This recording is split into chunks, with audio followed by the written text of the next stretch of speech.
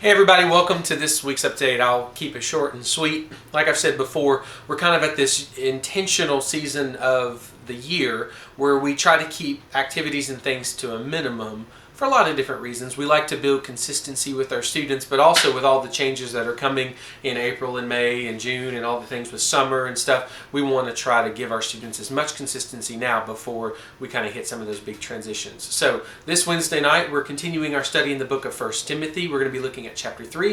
And it's really a text that a lot of students might look at and go, nah, that didn't really apply to me because it talks about the qualifications of an overseer or a bishop.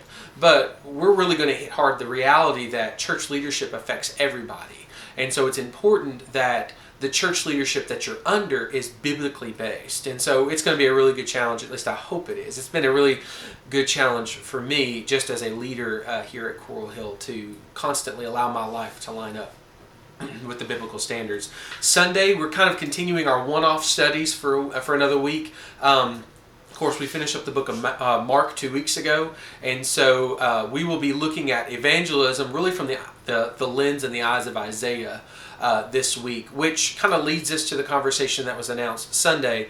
We are not moving back to two services on March. We're not moving to two services on March 1st. The reason for that really is quite simple. All the rain and the construction delays have pushed us back, and we really don't want our congregation to have to endure two services in our old facility for very long. We want you all to be able to get used to it so that when we get to the new building, you're not trying to get used to a new building and a new service model all at the same time. So as we're working through how we want to structure that and the new date that we're going to publish, just be aware that as of right now, come March 1st, we're going to continue on with our 3-service model, our Sunday school small group model, until we give you all another date. And so we appreciate your patience. We appreciate you guys being willing to be flexible, because these are things that are all out of our hands, and we just want to be faithful with what God gives us today. And so thank you for your patience in that. And then really the only other thing that I have is Love Loud. Love Loud early bird registration ended this past week, and now general registration has kicked in. There's still plenty of spots left. I believe we're up to 60% full. And so there's still spots left. So if your child is not signed up, it's $50 per participant. It's May 31st through June 3rd.